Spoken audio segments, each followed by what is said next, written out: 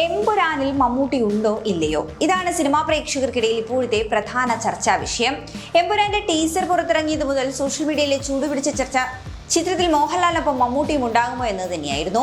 Teaser ലോഞ്ചിൽ മമ്മൂട്ടിയും വന്നതോടുകൂടി ഈ അഭ്യൂഹങ്ങൾക്ക് ആക്കവും കൂടി. മോഹൻലാലും പൃഥ്വിരാജും അടക്കമുള്ളവർ ടീസർ ലോഞ്ചിന് കറുപ്പ് നിറത്തിലുള്ള വേഷത്തിലെത്തിയപ്പോൾ മമ്മൂട്ടി മാത്രം വെള്ള തിരിച്ചെത്തിയതോടെ അദ്ദേഹത്തിന്റെ ക്യാരക്ടർ എന്തായിരിക്കുമെന്നതടക്കമുള്ള ചർച്ചകൾ കൊടുമ്പിരി കൊള്ളുകയാണ്. എമ്പുരാനിൽ മമ്മൂട്ടി ഉണ്ടോ എന്ന് വ്യക്തമാക്കുകയാണ് ചിത്രത്തിലൊരു പ്രധാന വേഷത്തിലെത്തുന്ന നടൻ നന്ദു.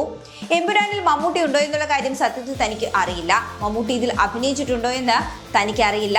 താൻ ചോദിക്കുവാൻ പോയിട്ടില്ല എന്നുമാണ് നന്ദു പറയുന്നത്. മമ്മൂട്ടിയുടേതായി പുറത്തു വരുന്നത് ഒരു AI ജനറേറ്റഡ് ചിത്രമായിട്ടാണ് തനിക്ക് തോന്നിയിട്ടുള്ളത്.